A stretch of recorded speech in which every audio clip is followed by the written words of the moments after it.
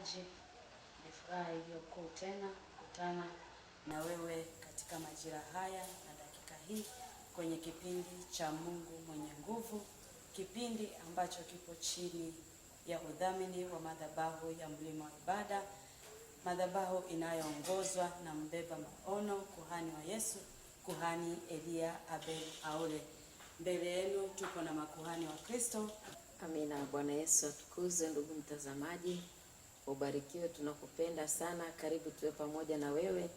Yapo mengi ambayo Mungu amekusudia kwa ajili yako. Barikiwa. Amen. Karibu kuhani. Bwana Yesu atukuzwe. Ndugu mtazamaji, tunakukaribisha tena katika siku nyingine tena iliyojaa baraka na nguvu na uweza wa Roho Mtakatifu. Karibu.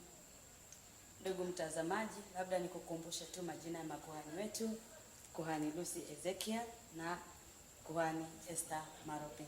Makuhani wa Kristo, tunafahamu ya kwamba kwenye Mlima wa Ibada Loeva Ministry, kuhani amejikita zaidi kwenye kutufundisha ili kutuelekeza katika njia iliyo sahihi kuelekea kwenye ufalme wa Mungu. Siku ya Jumanne tulikuwa na ibada iliyokuwa njema sana, ibada ambayo ilikuwa ni ya kutoka kwenye nguvu za giza zinazokusukuma. Ndugu mtazamaji, kuna mahali anapata vitu ambavyo vinamsukuma lakini haelewi. Wengine wamejiingiza katika njia ambazo sio sahihi, lakini hawaelewi ni namna gani walivyoingia kwenye njia hizo. Asante sana Kuhani Karo, tunashukuru. Ndugu mtazamaji, tunamshukuru Yesu kwa ajili ya mafundisho tunayoyapata. Tulijifunza somo hili kupitia mtumishi wa Yesu Kuhani Elia Abel Haule. Alifundisha somo hili la kutoka kwenye nguvu za giza zinazokusukuma kwenye mambo mabaya. Amen. Ama katika kutenda mabaya. Amen. Kuna msukumo ambao unao. Huo msukumo unatoka wapi? Na ndani ya huo msukumo ni kitu gani ambacho kinataka kutimiza? Bwana Yesu asifiwe. Inaweza ikawa kuna jambo limetokea katika maisha yako, ikawa na mshawishi wa shetani. Leo kuna vita ambayo uko nayo, leo kuna mapigano ambayo uko nayo, leo kuna vifungo ambavyo uko nayo, lakini inaweza ikawa ni kuna msukumo fulani, kuna ushawishi fulani ushawahi kutokea kwenu, ukaingia kwenye mitego ya haraka. Kuna mambo kadha wa kadha, ndugu mtazamaji, ambao umekuwa ukisikia msukumo wa nguvu na spidi ambayo sio kawaida. Na kawaida ya shetani, msukumo wake ni kukuharakisha. Kwanza ile kusukuma kwenye na nguvu mbaya. Nguvu mbaya lengo lake ni kuharibu maisha yako. Nguvu mbaya lengo lake ni kuangamiza maisha yako ama kukupeleka kwenye kitu ambacho si sahihi na ambacho kinapelekea kuharibu maisha yako ama kuharibu hatima ya maisha yako. Kuhani wa Yesu alifundisha, akaelekeza jinsi ambavyo adui anatumia ushawishi wa hali ya juu katika kuharibu maisha ya watu ama kumsukuma mtu katika kutenda mabaya. Mungu anapokutuma jambo, anapokuelekeza kwenye wito, huwa anakupa muda wa kujua, wa kujifunza. Bwana Yesu asifiwe. Lakini adui akitaka kitu, anataka akuambie sahihi na ufanye sahihi. Bwana Yesu asifiwe. Bwana Yesu asifiwe. Yaani ni sahihi. Kwa hiyo mara nyingi nguvu za giza zinakusukuma na zinakusukuma kwa nguvu uache kazi. Bwana Yesu asifiwe. Unashangaa tu, unasukumwa kuacha kazi na wala hutaki ushauri wa namna yote. Kwa mfano kuhani wa Yesu alitoa mfano. Ndiyo. Akasema kwa mfano kuna wengine anapata mahusiano ghafla tu. Yaani papo hapo kila kitu kilishamalizika. Yaani muda mchache tu kila kitu haraka. Na hii imekuwa inaleta shida kwa sababu lengo la shetani ni kwamba akuharibu, akuangamize, aharibu hatima yako. Na kweli tangu mtu ambapo amekutana na yule aliyekutana naye kwenye mahusiano, na tumeona wengi, na hata kuhani alitoa mifano na tukaona wengi wamekumbana na shida, nyota zao zimeharibika, maisha yao yameharibika sana. Na alifundisha, akatoa mfano unatakiwa kumtegemea Mungu, kumtumaini Mungu. Amen. Na tulisoma katika ile Isaya 26 na mstari wa 4. Ndio. Unatakiwa kumtegemea Mungu ama kumtumaini Mungu siku zote. Amen. Bila kumtumaini Mungu, ile nguvu ya ushawishi ni mbaya mno. Inasukuma mtu katika mabaya. Amen. Inaweza ikamsukuma mtu aachane na mume. Inaweza ikamsukuma mtu aachane na mke wake. Ndio. Inaweza ikamsukuma mtu mpaka hata kupelekea wengine wanakimbia wanaenda kwa waganga. Unaona Mungu amechelewa, inamsukuma na muharakisha kwenda kwa waganga. Ndio. Kwa kweli tumejifunza mambo mazuri kupitia kwa mtumishi wa Mungu huyu. Kuna kitu utajifunza, watu walifunguliwa sana. Vilitoka vitu vingi kwenye miili ya watu. Amen. So nguvu za giza zinapokaa ndani ya mtu, Ndio. zikitoka zinatoka kwa fujo. Amen. Ilikuwa ni fujo kweli kweli. Amina. Ndio. Karibu kwa Esther. Nguvu za giza zinazokusukuma ni nguvu ambazo zinatoka kuzimu, na shetani ndio anayeleta msukumo mbaya kwa watu ili kuweza kuangukia katika uovu, kuangukia katika kutenda mabaya, kuangukia katika hatima mbaya ya kutokuendelea, ya kutokufanikiwa. Kwa mfano, unaweza ukawa kama kiongozi, unaweza ukawa ni kiongozi ofisini, ni bosi, ikawa kuna watu wanatumiwa na shetani kuweka hekima ya kuzimu ndani yao. Anaenda anamshauri bosi ushauri ambao si mzuri, naye bosi kuanza kufuata ule ushauri wa wale watu. Akifuata ule ushauri, sasa unaweza kukuta kwamba akianza kuongea na watu kwenye cabinet labda hivi, watu wanaanza kumchukia kwa sababu ya watu ambao tayari wana msukumo wa nguvu za giza za kuzimu, ambazo wameenda wamemshauri bosi na kuleta machafuko ndani ya ofisi, na wakati mwingine zinasababisha hata migomo ndani ya ofisi, kusema kwamba kiongozi huyu hafai, kiongozi huyu hatumtaki kwa kuwa anafanya mambo mabaya. Lakini yeye bosi anaona kwamba ule ushauri nilioshauriwa ni mzuri, kwa wakati ule yeye anauona mzuri, lakini akiuleta mbele za watu, ule ushauri unakuwa haufai.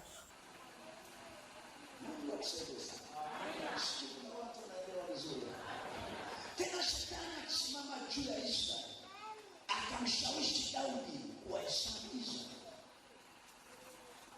Shetani ana ushawishi wa ajabu, na ukaona ni wewe, lakini tayari umetegwa katika kifo. Rudia pale ile andiko, huwezi kuelewa vizuri. Bwana Yesu atusaidie sana. Bwana Yesu atusaidie sana. Sema, Bwana Yesu, leo natoka kwenye mitego ya shetani iliyonisukuma. Nitasoma kitabu cha Mambo ya Nyakati wa Kwanza sura ya 21 na mstari wake wa kwanza, kwa jina la Yesu Kristo wa Nazareti aliye hai. Tena shetani akasimama juu ya Israeli. Akamshawishi Daudi kuwahesabu Israeli. Amina. Nchi ya mpango wa Mungu. Akamshawishi Daudi. Huyo ni shetani. Akamshawishi Daudi. Akamsukuma Daudi kuhesabu. Bwana Yesu asifiwe.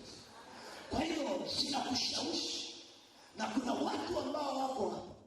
Hizi nguvu za giza zina mitego.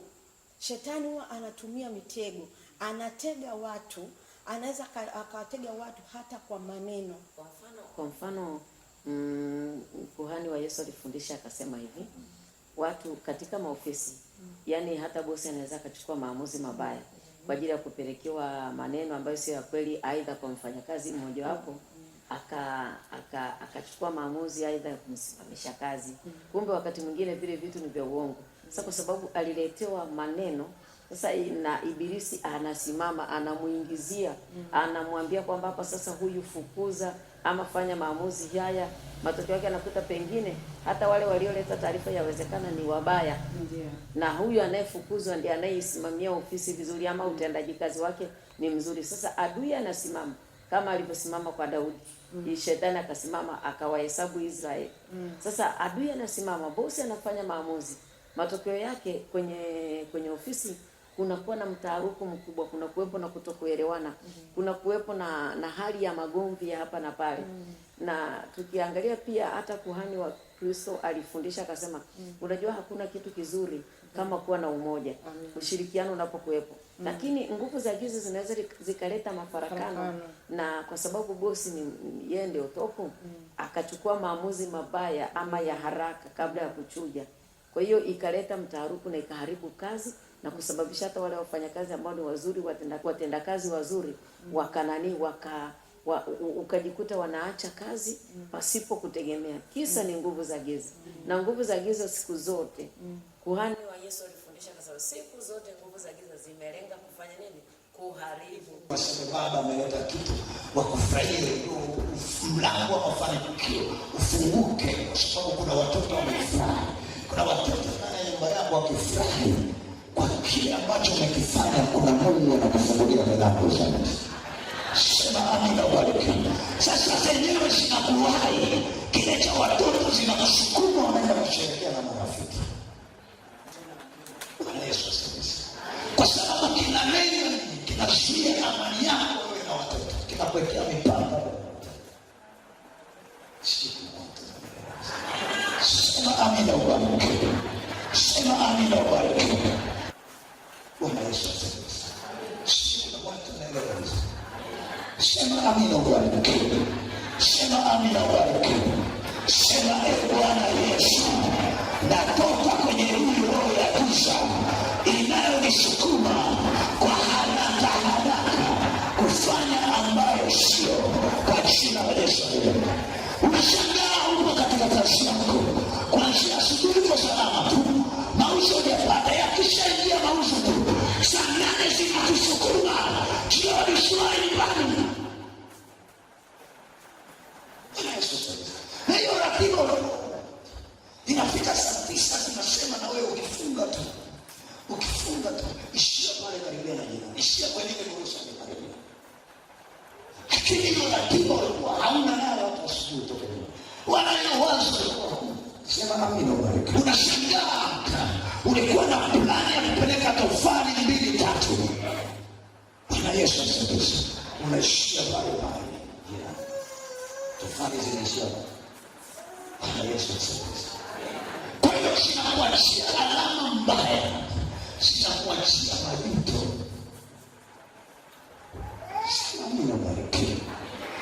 Kuharibu ndoa, kuharibu kazi, kuharibu biashara. Zinaweza zikasababisha hata wewe mfanya biashara mwenyewe ukajikuta unakuwa na kauli mbaya kwenye biashara yako. Kwa hiyo adui anatumia kinywa chako kuwa na kauli mbaya kwenye biashara yako. Kuhani wa Yesu alifundisha akasema hivi, wewe una biashara yako na mtu mwingine pengine yeye hamchi Mungu ama ana nini, naye ana biashara yake pembeni yako. Lakini kauli yako ama lugha yako, ule msukumo wako kwenye kazi yako, ule msukumo mbaya unaweza kusababisha unatukana hata mteja. Yaani kutoka kwenye msukumo wa nguvu za giza, yani zinakufanya ufanye mabaya hizi nguvu. Yaani somo adimu sana. Mimi sijawahi sikia mahali popote. Na vile vile kuhani wa Yesu, kuhani Elia Abelauli amefundisha pia, kwa mfano kina mama hao wafanya biashara. Unakuta mtu anasukumwa kwenda kufanya kuomba mkopo, anasukumwa na shetani katika mkopo wa riba. Unakuta ile riba wakati mwingine anaenda kuchukua ule mkopo wa riba. Ule mkopo hauna semina, unakuta hauna mafundisho yoyote. Yeye unakuta tu kasikia labda kuna mahali wanakopesha mkopo kwa haraka, na kwa sababu yeye akiangalia kwamba ana shida na anahitaji ile pesa kwa haraka, hana ile kutafakari. Kwa hiyo kuna msukumo tu wa ile nguvu ya giza ya shetani inamsukuma akachukue ule mkopo. Na ndio maana unakuta anachukua ule mkopo, akija kufanya biashara unakuta faida haionekani na anashindwa kwenda kufanyaje kurejesha marejesho yake vizuri. Anaanza kunyang'anywa vitu vya nani ambavyo vilikuwa kama ni dhamana kwa ajili ya ule mkopo. Sasa wewe mama ambaye unahitaji biashara yako ikue, unahitaji kazi zako ziende, njoo Loeva Ministry kwa kuhani wa Yesu Elia Abel Haule. Kuna mkopo wa kausha damu. Yaani Unanadi mpaka watoto wako. Sasa huo mkopo wa kausha damu. Kuna siku hata kuna kitu ambacho baba alikizungumzia akasema hivi, matokeo yake unakuta mtu anaishi kwa madeni. Kiona huko kumechachamaa, anahamisha. Unajua hiyo kitu ilikuwa nzuri sana. Yaani baba anasema mtu anachukua hapa akijua ana solve tatizo, kumbe anazidi kuongeza tatizo. Sasa akitoa hapa akipeleka kwa huyu naye huko anachachamaa. Akitoa kwa huyu akipeleka kwa huyu naye huku tena kuna waka moto. Kwa hiyo inakuwa ni mateso fulani. Fanikisha. Kuna deni ambalo linakuja linakusukuma fanya. Na ndio maana wanakutoa mtiririko wa Bwana Yesu. Sema amina ubarikiwe. Yaani unakopa hapa unalipa. Unakopa hapa unalipa. Bwana Yesu. Unakopa ukishakopa hapa unalipa. Bwana Yesu. Unatafuta wakopa hapa unarudisha. Bwana Yesu. Unaenda mbele unakopa unamtuliza huyu hapa. Yesu asifiwe. Sema amina ubarikiwe. Kwa hiyo unakuta nguvu za giza zinakusoma kwenye chini ya madeni. Kwenye chini ya madeni. Ukiona huyu amekuwa mkazi, unatafuta yule. Kwa hiyo ni staili ya maisha ambayo unaishi. Na hata pesa unapokuja kuipata ya kwako unakuta katika mikono yako bakini hata na senti. Sema amina ubarikiwe. Sema amina ubarikiwe. Ina maana unarudisha kwa madeni, unabakia unakuta. Yaani ukutaji ndio baki. Ni vitu ambavyo ndio kausha damu yenyewe hiyo jue, kwa sababu huwezi kutulia na kweli damu zinakauka. Riba ni kubwa kuliko ile faida ambayo unaipata kwenye biashara yako. Ndio. Alafu unahitaji ukarudishe sasa marejesho yako. Unayapata wapi? Kwa hiyo wakati mwingine ni vyema sana kumtanguliza Mungu kwa kila jambo. Kabla ya kutenda jambo, fikiri kwanza. Nenda magotini, mkaribishe Yesu, muulize Yesu, nataka kufanya jambo hili. Amina. Na hapo nikiongezea kidogo, kuhani aligusia akasemaje? Kukopa sio vibaya jamani. Lakini sasa angalia unakopa kwa sababu gani? Amen. Kuna kukopa kwa utaratibu na kuna kukopa kwa kusukumwa na nguvu za giza. Ndio hiyo sasa watu wanaenda kukumbana na kausha damu na mateso yasiyokuwa na kipimo. Ni vizuri ukope katika utaratibu. Amen. Na mkopo mzuri ni ule usiokupelekesha. Kwa sababu lengo la kukopa ni kwamba upate kuendeleza biashara ama uweze kupiga hatua ya kimaendeleo. Lakini kuna mikopo mingine ni msukumo wa Ibilisi. Tena wakati huo, na kuna kitu kuhani wa Yesu aliongea akasema, wakati mwingine yani ni kitu kinakusukuma hata pale ambapo ungeweza kuuliza ushauri hata kwa kiongozi wako wa kiroho, hata kumuomba Mungu, yani mtu anaona anachelewa, anafiatuka. Mungu anapokutuma jambo, anapokuelekeza kwenye wito, huwa anakupa muda wa kujifunza. Bwana Yesu. Lakini adui akitaka kitu, anataka akwambie sahihi na ufanye sahihi. Bwana Yesu asifiwe. Bwana Yesu asifiwe. Yaani ni sahihi. Kwa hiyo mara nyingi nguvu za giza zinakusukuma kwa nguvu uache kazi. Bwana Yesu asifiwe. Unashangaa tu, unasukumwa kuacha kazi. Na wala hutaki ushauri wa namna yote, wala hutaki maelekezo ya namna yote, wala hutaki kujiuliza hii nafasi ninayotaka kuiachia matokeo yake na hasara zake nini unapoelekea. Bwana Yesu asifiwe. Unasukumwa kuacha ile biashara ambayo unaifanya kwa haraka, sababu kuna vitu vimetokea hapo mbele, vimekukwaza, vimekuletea shida. Unapaswa kuelewa ya kwamba kuna vitu vinatakiwa uvipe muda. Bwana Yesu asifiwe. Sema amina ubarikiwe. Sema Sema amina, ubarikiwe sana. Uza nyumba yako. Hizi nguvu za giza zinazokusukuma hazihitaji ushauri. Hazitaki ushauri juu ya mume wako, juu ya mke wako. Hazitaki ushauri juu ya kile unachokifanya. Zinakusaulisha hata wale watu wa karibu ambao wana nia njema na wewe katika maisha yako. Mtamani leo bwana. Zinakusukuma kwa nguvu. Ingia kwenye mahusiano haya haraka haraka. Wala usiwape watu muda. Usimwambie hata kuhani wako. Ukimweleza tu juu ya mahusiano haya atakataa. Lakini ni vizuri kumshirikisha Mungu. Yule shetani anakupa msukumo, yani msukumo wa ajabu. Nenda. Mwisho wa siku kumbe unaelekea katika mtego wa shetani, ambapo wewe kwa wakati ule ufahamu unakuwa bado hujafunguka. Tena naweza kukuambia simshirikishe hata mke, shirikishe mume. Haya mambo wewe fanya tu bwana, fanya haraka. Huyo atakuzuia tu. Atakuzuia tu. Kwa hiyo hii kitu haraka. Ndio. Atakuzuia. Kwa hiyo inakupelekesha vibaya sana hiyo. Ndugu mtazamaji, ni kipi kinachokusukuma kuelekea katika njia ambazo hazistahili? Kwenye vipindi ambavyo vimepita, makuhani wa Kristo walitaja aina ya nguvu za giza ambazo zinapambana na maisha ya wanadamu. Wewe upo wapi? Njoo kwa kuhani Elia Abe Haule, atakufundisha, utapata kufunguliwa. Kwenye kitabu cha Hagai sura ya 2 na mstari wa 8, neno la Mungu linasema, fedha ni mali yangu na dhahabu ni mali yangu, asema Bwana wa majeshi. Makuhani wa Kristo kwenye mlima wa ibada, kuhani ana neema ya pekee ambayo ni ya kutufundisha kwenye vitengo mbalimbali namna ya kupambana na maisha haya. Na siku ya Ijumaa tulikuwa na ibada ambayo ilikuwa ni ya kufungua uchumi. Tuliona namna watu waliofunguliwa hapa kwenye madhabahu ya mlima wa ibada wakati kuhani alipokuwa anashusha maombi.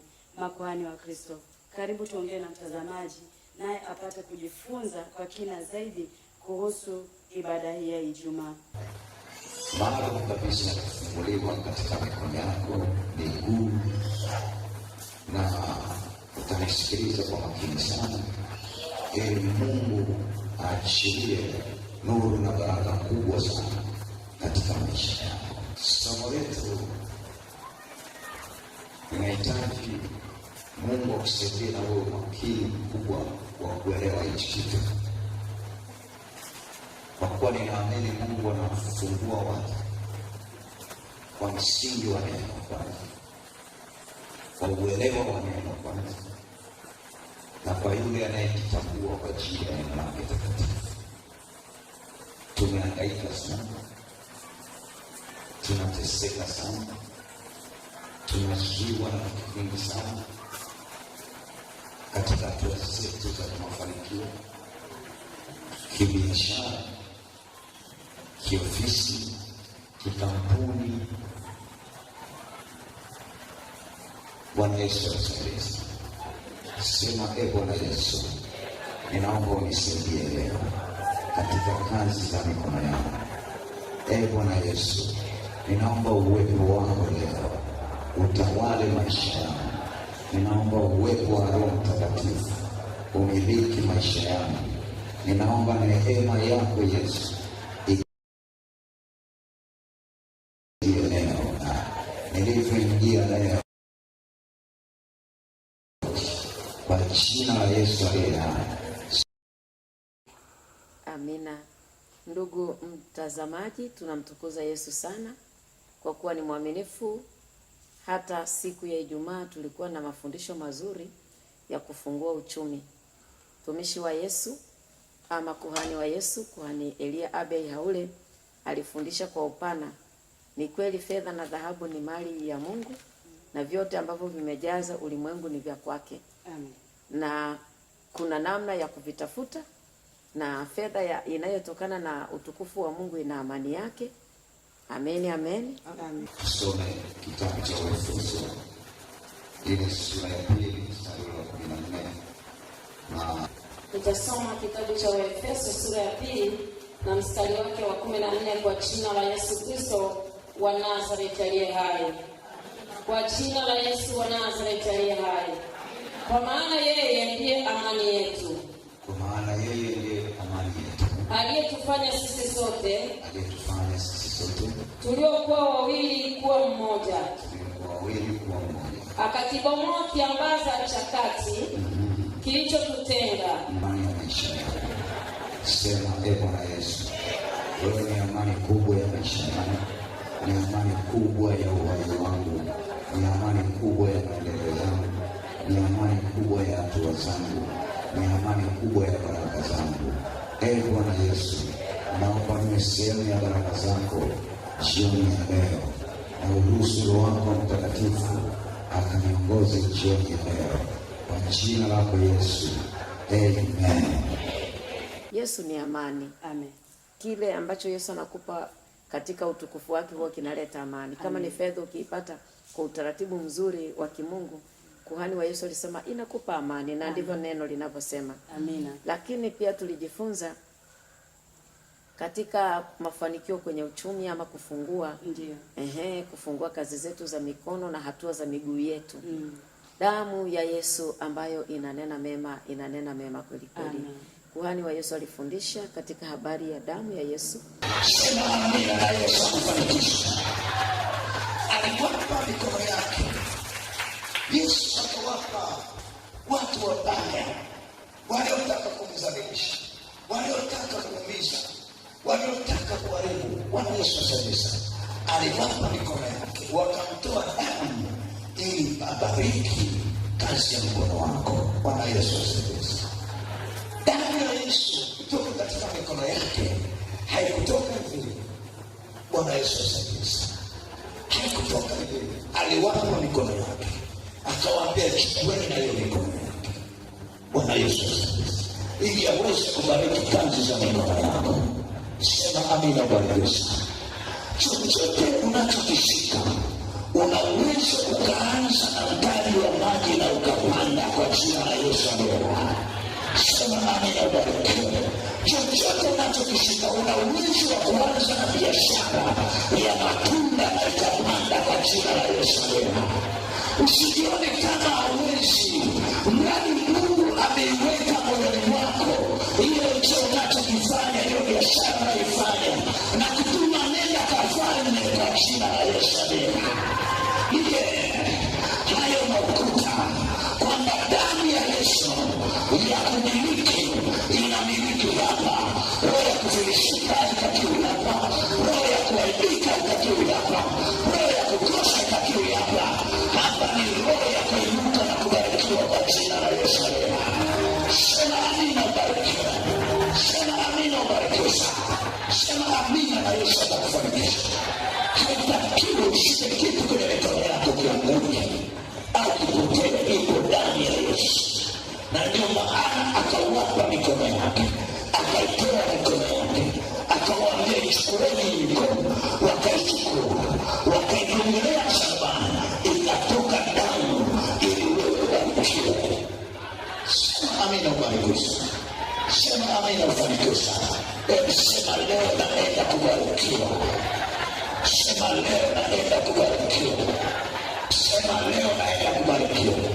Kilichokufunga kinaachia mikono yako leo kwa jina la Yesu aliye hai. Sema kilichonifunga kinaachia mikono yangu kwa jina la Yesu aliye hai. Sema mikono yangu hii sio ya kuua biashara yangu.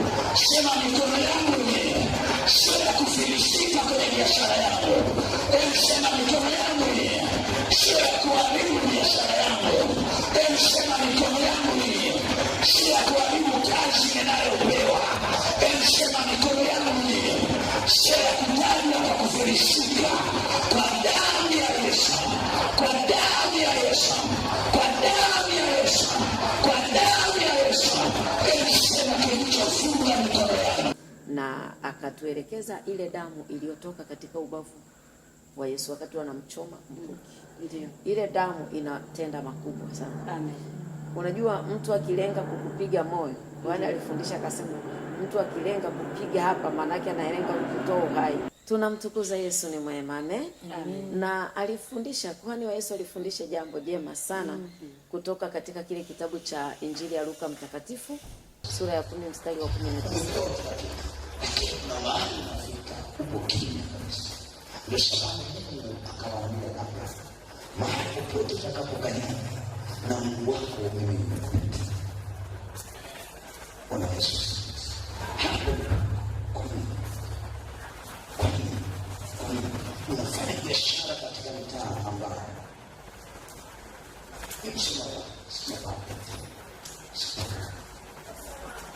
Nasoma Injili ya Luka mtakatifu sura ya 10 na mstari wa 19. Kwa jina la Yesu wa Nazareti aliye hai.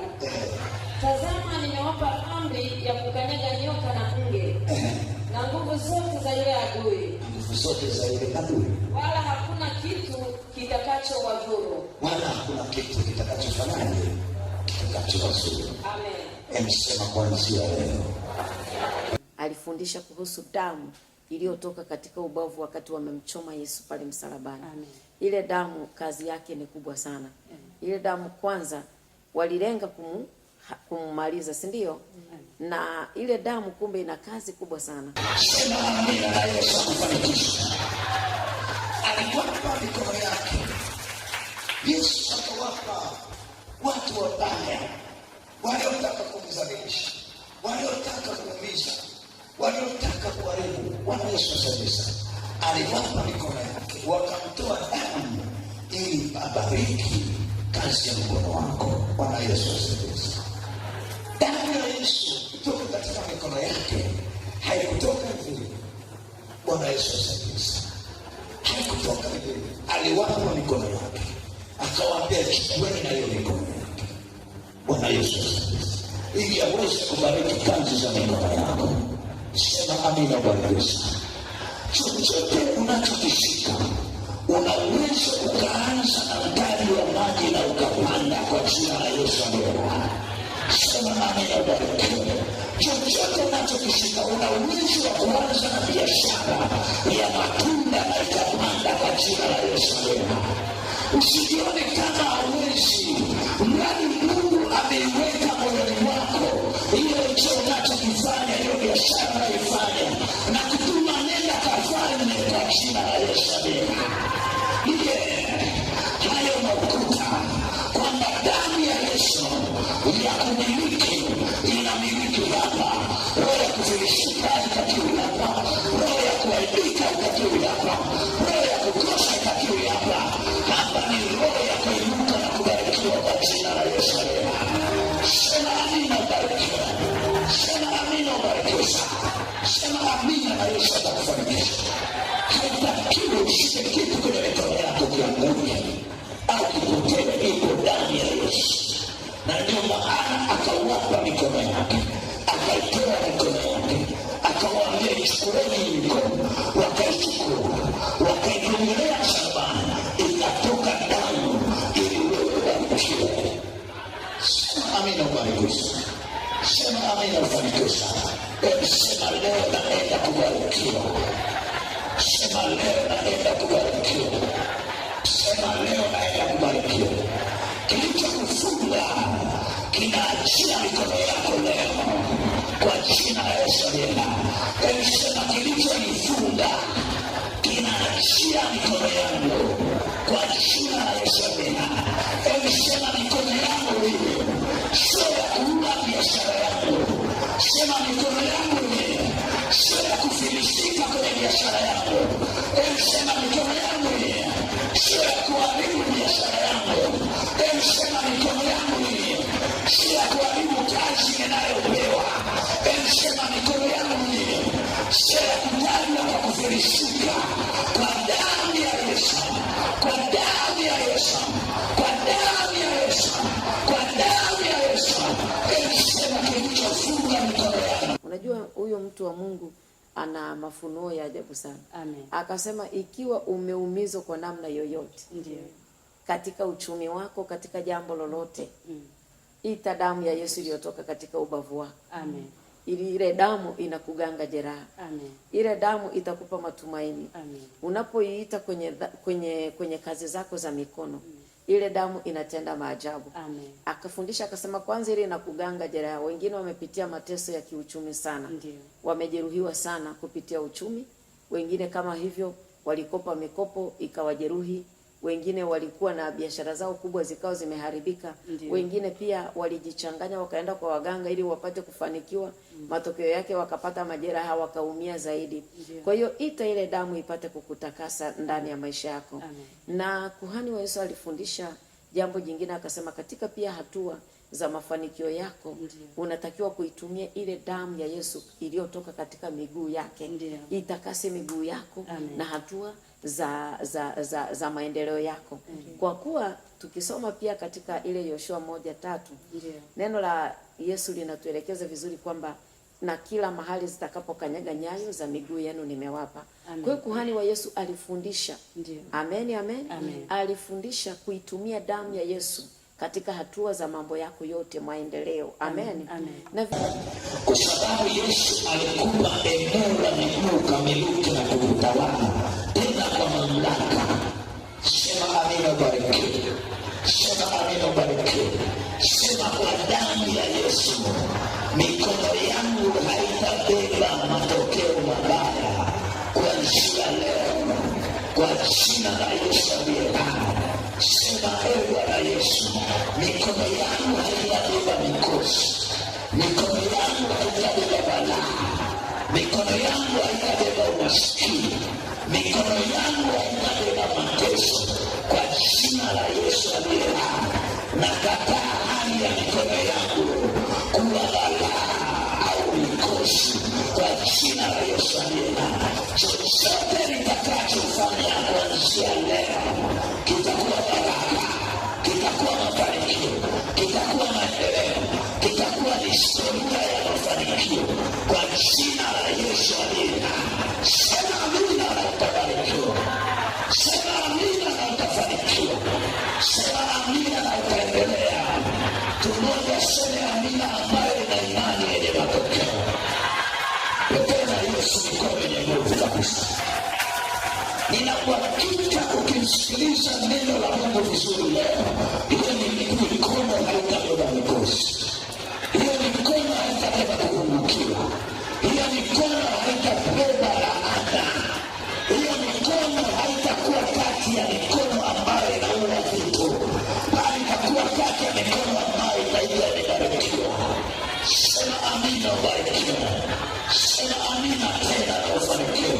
Na kwa njia mikono yako na itakasike, mikono yako na iwezeke, mikono yako na iwe baraka, kwa jina la Yesu aliye hai. ile damu yake iliyotoka katika mikono, kazi yake ile damu ni kutakasa mikono yetu. Amen. Kwa kuwa katika mikono yetu tunashika vile ambavyo tunavishika kuvifanya, atatubarikia. Amen. Sasa ili uweze kubarikiwa pia ni vizuri kutakasa mikono yako kwa damu ya Yesu. Amen. Unajua ni mafunuo fulani hivi adimu, Ndiyo. ambayo ni nadra sana kuyasikia mahali popote. Yeah. Lakini nguvu ya damu ya Yesu inaweza kutakasa uchumi wako kuanzia kwenye mikono yako, miguu yako, na hata pia majeraha uliyopata kupitia uchumi. Amen. Unajua biashara, kuna wengine wanakutana na shida kwenye biashara, Ndiyo. hata maisha yanapotea. Kabisa. Lakini ndugu mtazamaji, wewe ambaye upo mpaka sasa, Ndiyo. ulikumbana na vita kwenye biashara yako, kwenye uchumi wako kwa ujumla, usikate tamaa. Amen. Mungu akikupa mahali hapo ni pa kwako, ni lazima upate ufunuo pa kupafanya pawe pa kwako. Bwana Yesu asifiwe. Unafanya biashara katika mtaa wamejaa watu washirikina. Bwana Yesu asifiwe. Unafanya biashara mtaa umejaa watu wa matambiko. Bwana Yesu asifiwe. Unafanya biashara umejaa watu ambao wanatumia nguvu za giza. Sema amina, ubarikiwe. Sema amina, ubarikiwe.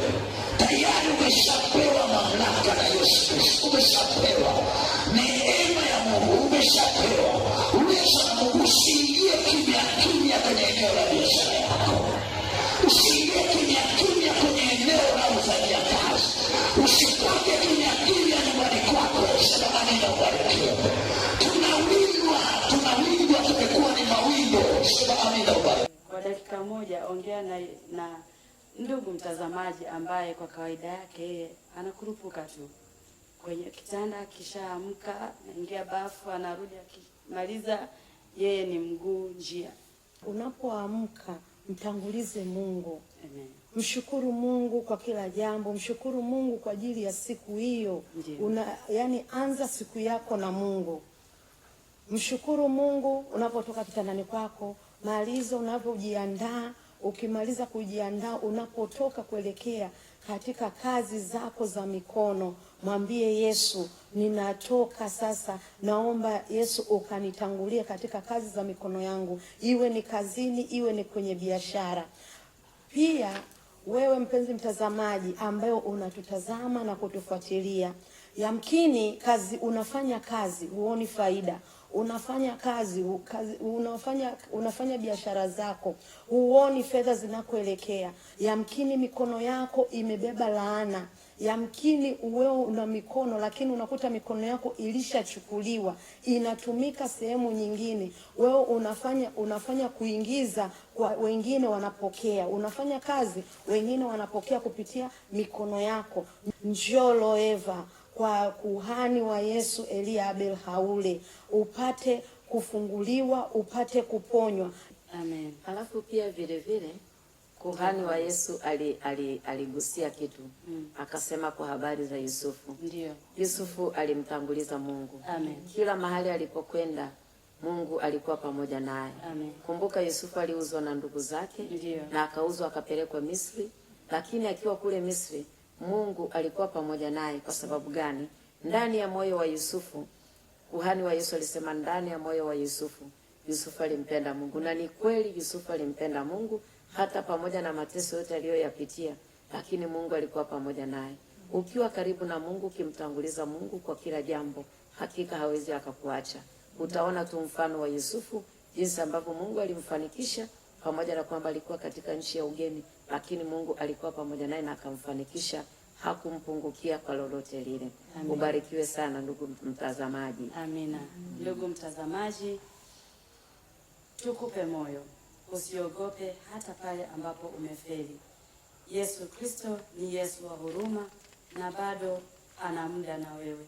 Kuhani wa Yesu, kuhani Elia Abel Haule, anatufundisha na hakika watu wanapata kuinuliwa tena na wanapata kupiga hatua kwenye maisha yao. Tunaamini kwamba kupitia kipindi hichi na pia kupitia kwenye mafundisho ambayo yapo kwenye mitandao ya jamii ambavyo kuhani Elia Abel Haule anavyofundisha, kuna jambo utalipata na utapata kuinuliwa tena kwa nguvu mpya. Makuhani wa Kristo, Jumapili ya leo tumekuwa na ibada njema. Tulikuwa na ibada ambayo ilikuwa ni kubwa mno. Tumeona ufungulivu kwa ukubwa sana. Kwanza kabisa, kama ilivyo ada, tulianza na ibada ya ondoleo la dhambi ambayo ilikuwa ni namna ya kujiandaa kwenye maombi. Maandalizi ya maombi, ondoleo la dhambi, maandalizi. Mwanadamu awaye mwenye akili timamu na anayetafuta mpenyo wa Mungu katika maisha, ili Mungu amwinue na abadilishe staili ya maisha, lazima awe na maandalizi ya maombi. Lazima awe amejipanga na kupata maandalizi.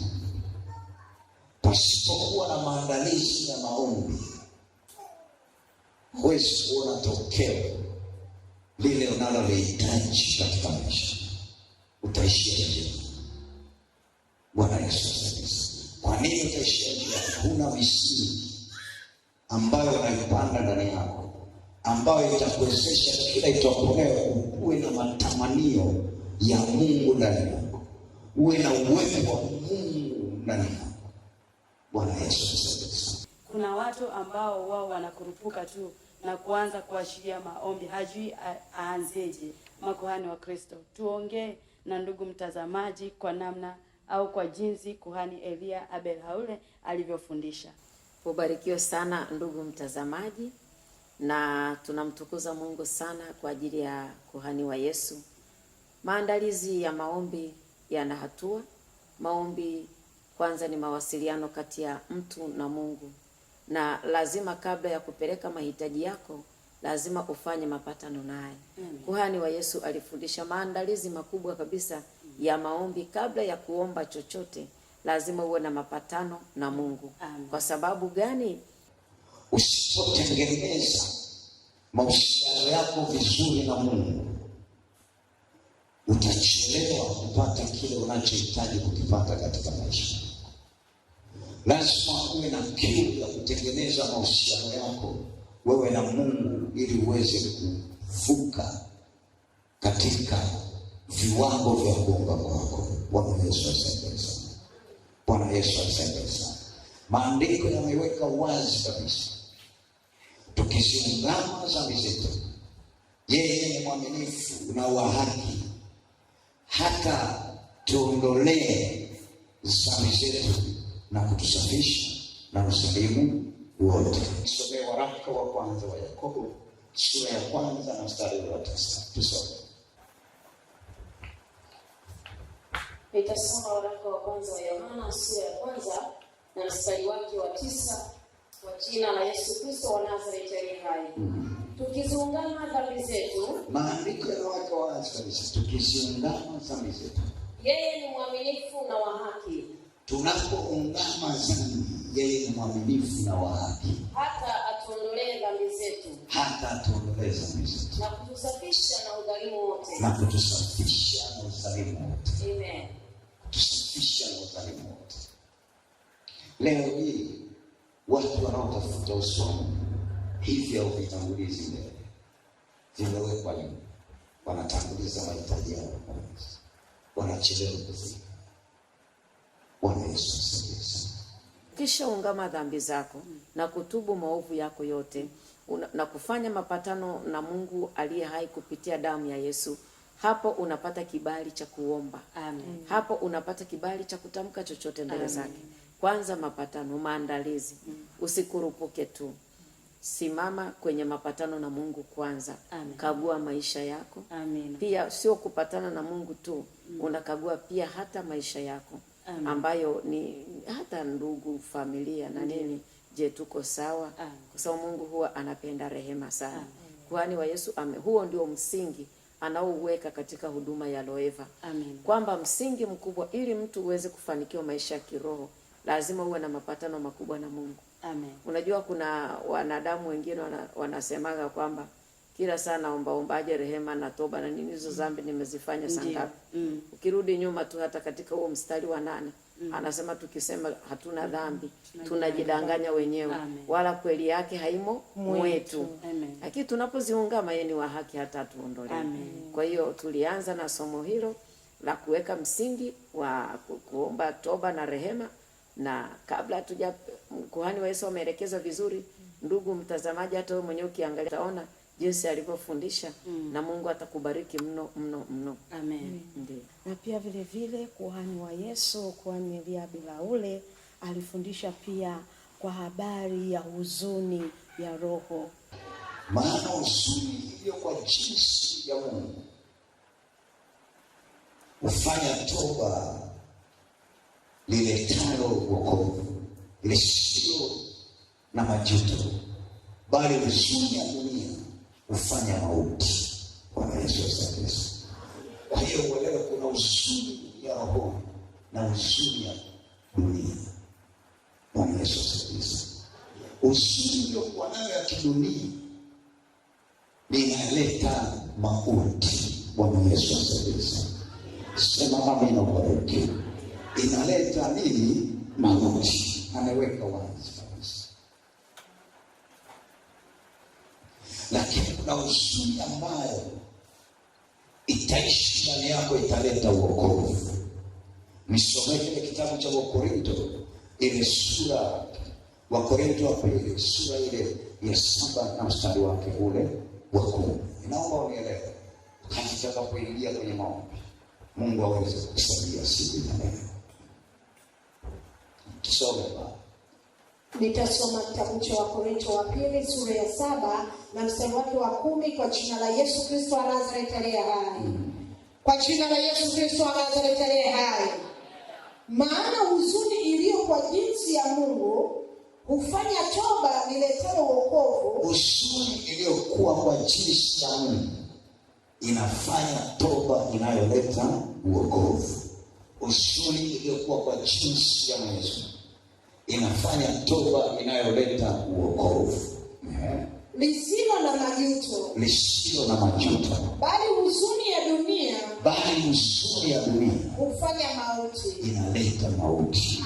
Kuna jinsi ya huzuni, unaenda mbele za Mungu, unaomba, una huzuni ile, una huzuni na kujutia, kwa nini nimefanya hiki, kwa nini nimetenda dhambi. Ile ni huzuni ambayo inaleta toba ya kweli ndani yako. Lakini kuna ile huzuni ambayo kwa jinsi ya mwili. Ile huzuni kwa jinsi ya mwili haimpendezi Mungu, inaleta machukizo na haina matokeo mbele ya maombi ambayo unayaomba. Amen. Amen. Kuhani Lucy, kuhani pia amefundisha kwamba moyo na kinywa vinafanya kazi kwa pamoja. Ukitii au ukikiri au ungamo la dhati au ukiwa na ungamo la dhati,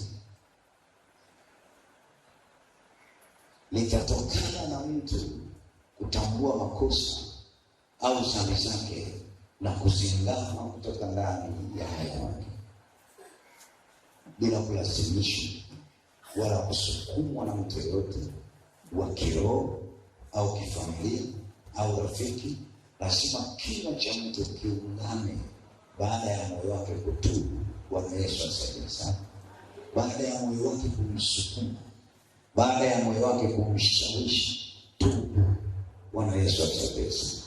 Pasipo moyo wako kukusukuma, pasipo moyo wako kukueleza, hata hadi mtu wa aina yote akikusukuma fanya hichi, utafanya na mwisho wa siku utarudi kwenye desturi ile ile, kwa kuwa sio moyo wako umeamua kufanya kile kitu, na mwisho wa siku unadumaa kiroho. Bwana Yesu asifiwe. Huwezi kusogelea uso wa Mungu kwa sababu moyo wako haujaamua kuacha, moyo wako haujaamua kujitenga, ila ulisukumwa fanya hichi. Bwana Yesu asifiwe. Ulisukumwa tubu hivi, uliongozwa tubu hivi. Moyo wako sio ulifanya maamuzi, na mwisho wa kuongozwa kwa sababu ulisukumwa, ile kiu ya dhambi bado inakuwa ndani yako, ile msukumo wa dhambi bado unakuwa ndani yako, kwa sababu sio kwa mapenzi yako, ila ni kwa mapenzi ya mtu. Bwana Yesu asifiwe. Sema amina, ubarikiwe. Sema amina, ubarikiwe. Sasa unasukuma sana, acha dhambi au ungana sana. Bwana Yesu asifiwe. Uelewe kabisa huo msukumo na maana utaenda na utarudi tena kwenye matendo, kwa sababu sio maamuzi yako ya kweli. Bwana Yesu asifiwe. Moyo na kinywa huwa vinashirikiana, lakini kama kimoja wapo akitafanya kazi yake, kutubu itakuwa ngumu. Moyo na kinywa vinafanya kazi kwa pamoja. Moyo wa ndani na kinywa chako vinatakiwa vikubaliane. Amina. Moyo na kinywa vinafanya kazi kwa pamoja. Ndio. Yaani vinafanya kazi kwa namna hii. Ndio. Kuhani wa Yesu ameelekeza akasema moyo unaamini, alafu kinywa kinakiri. Na tukiangalia pia maandiko matakatifu katika ile Warumi 10:9 anasema kwa sababu ukimkiri Yesu kwa kinywa chako ya kuwa ni Bwana na kuamini ya kwamba Mungu alimfufua katika wafu, utaokoka. Ndiyo. Kwa maana kwa moyo mtu huamini hata kupata haki. Ndiyo. Na kwa kinywa mtu hukiri hata kupata nini? Wokovu. Kwa hiyo kuhani ameelekeza vizuri kwamba moyo pamoja na kinywa huwa vinashirikiana. Kwa hiyo ni vema katika kumwamini Yesu, unapoamini moyoni mwako, Mungu anaachilia kule kupokea kile ambacho unakiamini. Na kinywa pia kinakufanya kukiri, na ushindi unapatikana pale unapokiri. Amina. Amina. Amina. Mwamini Mungu anajibu yale yote unayomwomba. Usitishe katika maombi yako, mwamini Yesu ajibu. Usishaka katika ungamo lako, mwamini Yesu amekusamehe. Ila na aombe kwa imani pasipo shaka yote, maana mwenye shaka ni kama wimbi la baharini lililochukuliwa na upepo na kupeperushwa huku. Maana mtu kama yule asidhani ya kuwa atapokea kitu kwa Bwana. Yakobo 1:6-7. Tusome. Soma waraka wa Yakobo sura ya 1 mstari wa 6 na wa 7 kwa jina la Yesu wa Nazareti aliye hai. Ila na aombe kwa imani pasipo shaka yoyote, maana mwenye shaka ni kama wimbi la bahari lililochukuliwa na upepo na kupeperushwa huku na huku. Mstari wa 7 na wa mwisho. Maana mtu kama yule asidhani ya kuwa atapokea kitu kwa Bwana. Amen. Mungu akubariki sana. Tunapoomba rehema tusiwe na mashaka. Unapoomba rehema mbele za Mungu, unapomfuata Mungu, usiwe na mashaka yoyote ndani mwako. Unapofuata Mungu, amini kwamba yale unayoyaomba unayapokea. Amen. Na yanafanyika kuwa kweli. Amen. Lakini Mungu hapendezwi na mtu mwenye mashaka, mwenye kusitasita.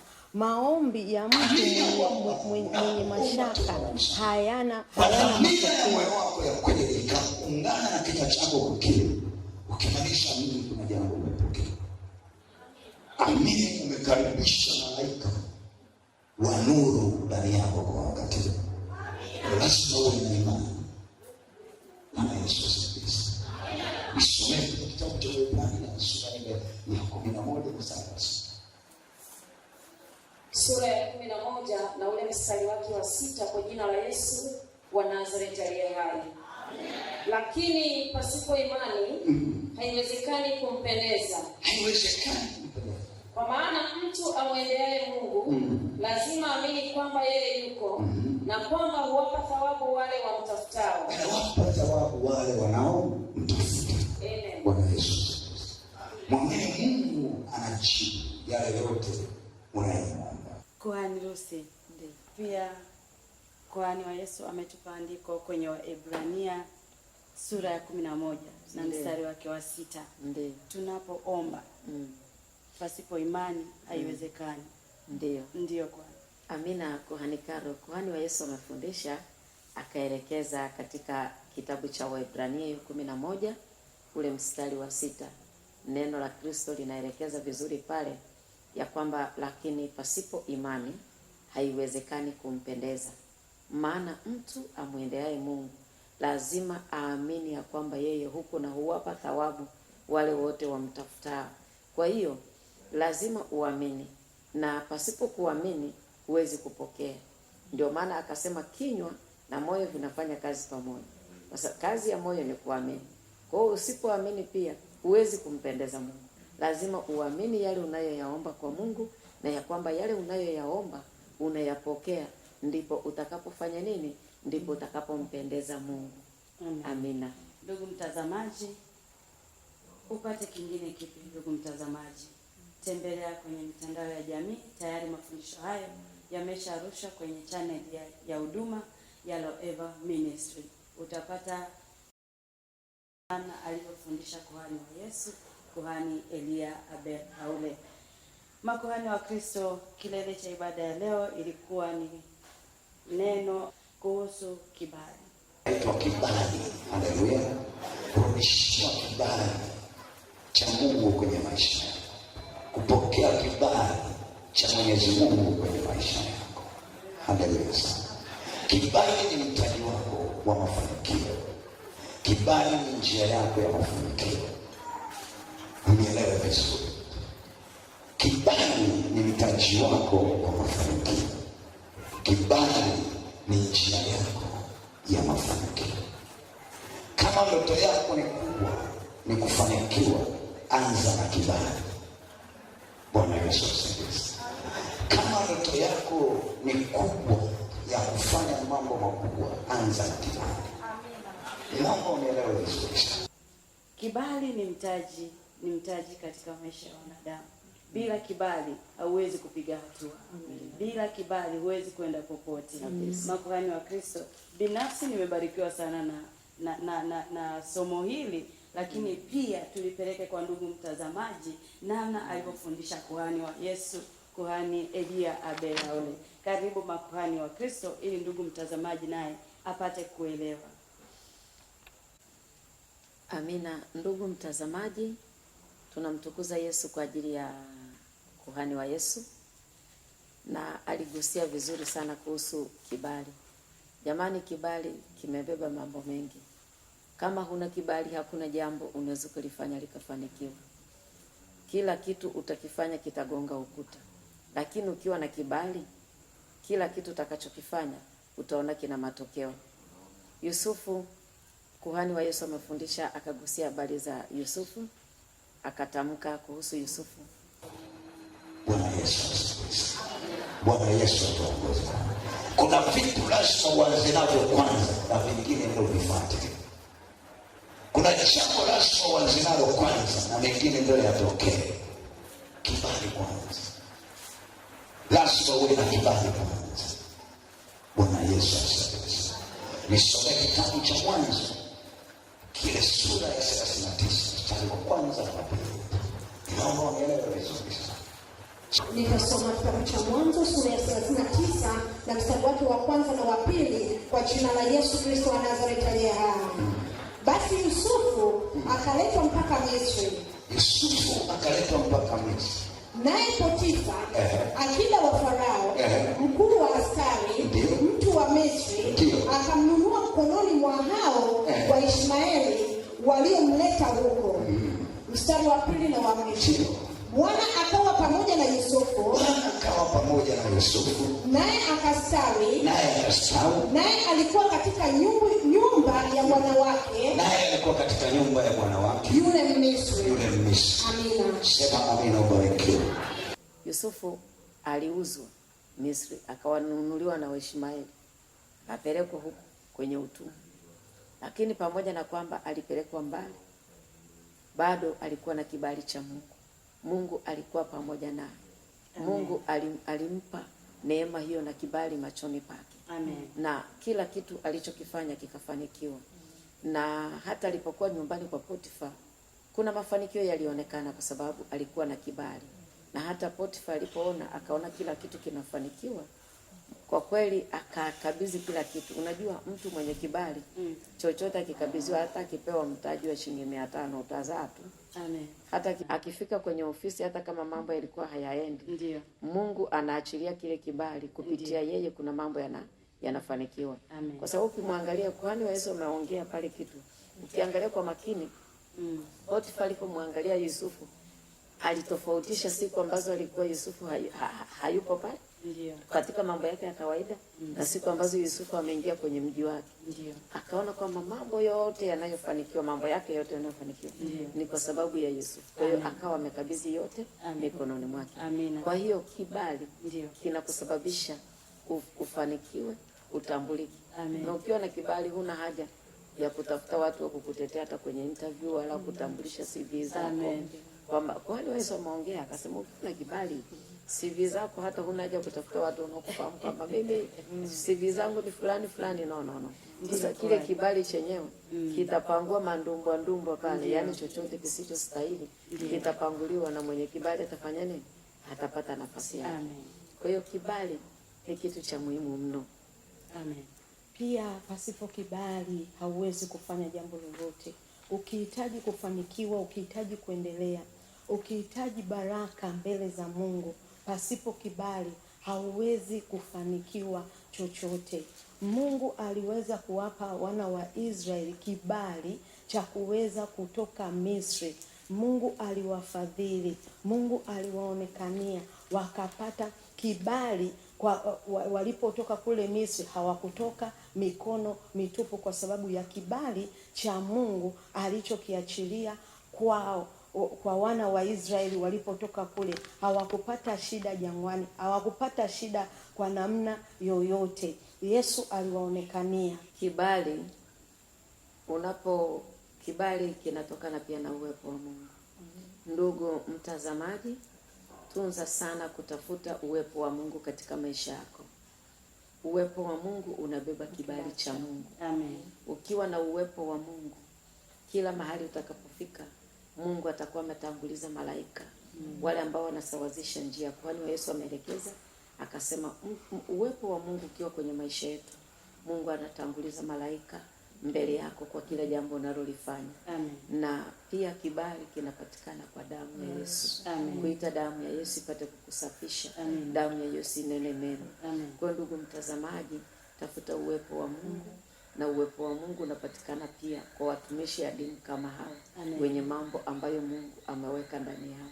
Amen. Wale wa Yesu kuna mambo ameweka ndani yake. Amen. Ambayo sio ya kawaida. Amen. Haya mafundisho ni mafundisho mazito tena ya thamani mno. Amen. Kwa ndugu mtazamaji, kuna kitu utajifunza kwako, kwa sababu pasipo uwepo wa Mungu. Nakumbuka hata Musa alimuuliza Mungu akasema, Bwana, uso wako usipokwenda nasi, usituchukue mahali hapa. Amen. Maanake kibali kinakufanya Mungu aweze kutangulia mbele yako. Amen. Amen. Amen. Amina. Amina. Pia ombea biashara yako. Wewe mama, ombea ndoa yako. Unaweza ukaa uko ndani ya ndoa, lakini ndoa ile haina kibali mbele za Mungu. Na kabla hujaombea ndoa yako, kabla hujaombea watoto, ombea ndoa yako kwanza, ili Mungu apate kuitambua, kwa kuwa kibali ni kutambulika. Unaweza ukakaa katikati ya watu ukawa labda kama kuhani alivyosema hapa, kuhani Lucy alivyotangulia kusema, unaweza ukaenda ukawa una CV zako, unatafuta kazi, lakini unapoenda kule kutafuta kazi, kama hauna kibali, ile kazi huwezi kuipata. Omba kibali cha Mungu mahali popote, Yesu apate kukutangulia, ili uweze kupata kibali mahali husika, uweze kupata nafasi, ukaweze kutawala na kumiliki. Amen. Makuhani wa Kristo, tumpate wapi mtu kama huyu? Tumpate wapi kuhani kama kuhani Elia Abel Haule? Tumpate wapi kuhani mwenye upendo kama kuhani Elia Abel Haule? Ndugu mtazamaji, kuhani Elia Abel Haule ni mtu ambaye anapenda kuona watoto wa Mungu wanafanikiwa. Ni kuhani ambaye anapenda kuona watoto wa Yesu wanabarikiwa. Karibu kwenye madhabahu ya Mlima wa Ibada. Ungana nasi kwenye ibada zetu. Ungana nasi kwenye baraka ambazo tunazozipata mahali hapa. Usisikie tu ndugu mtazamaji, njoo kwa kuhani Elia Abel Haule. Ni kuhani mwenye upendo kwa kuhani. Amen. Na siku ya Ijumaa anahudumia watu kwa upendo zaidi. Anahudumia mmoja mmoja, akiwasikiliza mmoja baada ya mwingine, na kuwasaidia na kuwapa ushauri namna gani ya kuenenda katika kutatua matatizo yao. Makuhani wa Yesu, labda kwa ufupi tu tumwelezee ndugu mtazamaji namna mambo yanavyokuwa hapa siku ya Ijumaa. Ndiyo, kuhani Karo, asante sana. Kwa kweli ndugu mtazamaji, tunamtukuza sana Yesu kwa ajili ya kuhani wake, kwa jinsi ambavyo ameweka ndani yake mzigo wa kuwahudumia watu. Kawaida madhabahu ya Loeva, iwe ni siku ya Ijumaa, iwe ni siku ya Jumanne, iwe ni siku ya Jumapili, Ndiyo. iwe ni siku yoyote, kwa sababu kuna vipindi mbalimbali mpaka vya wamama. Ndiyo. Na kuhani wa Yesu kuna mambo mengi ambayo Mungu amemwekea ndani yake kwa ajili ya kuwahudumia watu wa Mungu. Siku ya Ijumaa watu wanapofika, ni siku ya kuonana na mtu mmoja mmoja, lakini pia ni siku ambayo anahudumia watu kwa ufungulivu wa hali ya juu. Na kuhani wa Yesu anamtumia. Wewe mwenyewe utaona hapo kwenye skrini yako hapo chini matendo makuu ya Yesu ambayo yanafanyika siku ya Ijumaa. Watu wanafunguliwa kwenye vifungo mbalimbali, kwa sababu pale siku ya Ijumaa huwa watu wanakuja na shida za aina tofauti tofauti. Kwa hiyo na huwezi ukaja na tatizo hata kama liko sugu. Unapokuja na jambo la aina yoyote, huwezi kutoka kama ulivyoingia. Yaani Mungu ameweka kitu cha pekee kwa kuhani wake. Ambacho sio cha kawaida. Hata kama unayo huzuni, hata kama umepitia magumu, ukija lazima utoke ukiwa umefarijika. Ukija unatoka ukiwa na amani. Karibu na Mungu aweze kukubariki ndugu mtazamaji. Ndugu mtazamaji, na pia utambue kwamba kila baada ya ibada kuhani wa Yesu Yesu amempa nguvu ya pekee, anahudumia watu mmoja baada ya mwingine, na kwenye ibada ya leo alihudumia watu na watu walipata kufunguliwa. Karibu Kuhani Lucy, kwa uchache umwelezee ndugu mtazamaji, ili wakati anapoona haya yanayopita kwenye skrini apate kuelewa kilichoendelea kwenye mlima wa ibada. Amina, asante sana Kuhani Karo. Ibada ya leo Kuhani wa Yesu amehudumia watu kwa namna ya kipekee sana. Amen. sana. Amen. Na ana moyo wa kipekee. Tumeona matendo makuu ya Yesu. Amen. Amewahudumia watu baada ya kufundisha somo la kupata kibali. Ndiyo. Kuna wengine vibali viliibiwa. Ndiyo. Nyota zao ziliibiwa kwa waganga. Ndiyo. Kuna wengine vibali vyao vilifichwa na watu wabaya. Ndiyo. Wengine vibali vyao vilifichwa kwa kuchafuliwa, kwa kunenewa maneno mabaya. Wengine vibali viliondoka baada ya kuolewa na waume wasio sahihi. Wengine vibali viliondoka baada ya kuoa wake wasio sahihi. Kwa hiyo yani katika maombezi yale watu wamefunguliwa sana. Amen. Na wengine vibali viliondoka baada ya nguvu za giza kuvaa maisha yao. Ndiyo. Wengine wanatupiwa nguvu za kichawi. Ndiyo. Wengine wamefungwa kwenye vifungo mbalimbali. Lakini tunaona jinsi ambavyo Kuhani wa Yesu ametumia maji ya uponyaji, maji ya ufungulivu. Amen. Kama vile tunavyosoma katika ile Ufunuo 11 mstari wa 6. Amen. Anasema na hao wana amri ya kuzifunga mbingu. Ndiyo. Mvua isinyeshe katika siku za unabii wao. Amen. Nao wana amri ya kuyageuza maji kuwa damu. Amen. Amen. Amen. Sasa kama Mungu ameweka kitu cha namna hiyo ndani ya mtumishi wake, maji yale ambayo amekuwa akimwaga, wewe mwenyewe ndugu mtazamaji utaangalia jinsi ambavyo huyu Kuhani wa Yesu alivyohudumia watu. Amen. Ni upendo ambao sio wa kawaida. Amen. Unajua, ngoja tumjadili kidogo hapo Kuhani Elia. Kuna vitu anavifanya kama vile, unajua Yesu alipokuwa anakutana na makutano, alikuwa hawaachi wakienda wamechoka. Kwa mfano, kuna wakati alikuwa na makutano kama siku 3 hivi. Wakawa wamechoka, wana njaa, walikuwa na njaa. Unajua tunaweza tukaangalia ile mikate kama mikate ya chakula cha kawaida tu. Lakini pia mikate ile ilikuwa pia ni chakula cha kiroho. Kwa sababu akawaambia wanafunzi wake, muwape ninyi chakula. Wanafunzi wakasema, Bwana, hao watu wote, watu 4,000 hawa chakula hakitoshi. Kuna mtoto hapa na vimekate 5 na visamaki 2. Vitafaa nini kwenye mkutano wote? Yesu akawaambia vileteni hapa. Alivyoitisha akabariki na akalisha watu wengi sana. Amen. Na baadaye wakakusanya vitu vingi. Kwa hiyo Kuhani wa Yesu kuna kitu tumejifunza kwake. Anapokuwa amehudumia kwenye ibada, hawezi akakuacha bado, yani Yesu anamsemesha huyu ana shida. Kwa hiyo lazima kuhudumia mpaka sekunde ya mwisho. Ili kusudi utoke ukiwa uko huru. Kama vile Yesu alivyoambia wanafunzi, na waonea huruma makutano wasije wakazimia njaa. Kwa hiyo Kuhani wa Yesu hawezi kukuacha ukatoka, lazima uhudumiwe, lazima upate huduma. Na ndugu mtazamaji, utaona hapo kwenye skrini yako yametendeka makuu mno. Amen. Amen. Amen. Na watu wanaponywa kwa kishindo sana. Amen. Amina. Amina. Kwani ndugu mtazamaji, kabla ya kukuelekeza kwenye ibada ya siku ya Jumanne, tembelee mitandao ya jamii kwenye YouTube, Facebook na Instagram, Eva Ministry au Kuhani Elia Abel Haule. Utakutana na mafundisho ya kipekee, na hata hivi ambavyo tunavijadili hapa utavikuta kwa namna alivyofundisha Kuhani wa Yesu. Unapotaka kufika mahali hapa, popote pale ulipo, unapanda gari kutoka Ubungo au Mbezi, shuka kwenye kituo cha Kimara Suka, chukua bajaji au bodaboda, mwambie unaelekea Golani G9 kwa Kuhani Elia Abel Haule. Na wewe ambaye una gari lako la binafsi, hujui direction ya kufika mahali hapa, usihofu. Fika Kimara Suka, mwambie bodaboda yote yule unaelekea Golani G9 kwa Kuhani Elia Abel Haule, atakufikisha kanisani. Na wewe ambaye unahitaji msaada kupitia njia ya simu, piga simu nambari 0677442044. Hiyo ni namba ya Tigo. Nitarudia tena 0677402044. Utakutana na Kuhani wa Yesu, atakuhudumia. Kuhani Esther, siku ya Jumanne tuna ibada na tunamshauri au tunamsisitiza ndugu mtazamaji asikose ibada hii. Kuhani Esther, uongee na ndugu mtazamaji kuhusu ibada ya Jumanne. Asante kwa mpenzi mtazamaji, tunakaribisha kwenye ibada ya Jumanne, ibada yenye nguvu, ibada iliyojaa ufungulivu, ibada inayosema. Basi mpendwa mtazamaji, ninapenda kukukaribisha katika ibada ya Jumanne ambayo inaanza saa 9 alasiri, na ibada hiyo ni kutengwa kutoka kwenye nguvu za giza zinazokuchafua.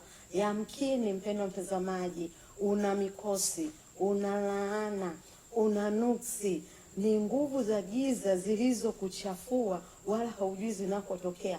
Njoo utapata jibu kutoka kwa kuhani wa Yesu, Kuhani Elia Abel Haule, mzee wa tibua. Atatibua hizo nguvu zote za giza ambazo zinakuchafua kwenye maisha yako, zimekufanya hauonekani, haukubaliki. Njoo Jumanne, uwai saa 9 alasiri. Usije peke yako, njoo na jirani yako, njoo na ndugu yako, njoo na marafiki kwenye ibada takatifu iliyojaa nguvu ya Roho Mtakatifu. Ndugu mtazamaji, tukukumbushe Ijumaa hii kuhani pia ataonana na watu kuanzia asubuhi saa 1.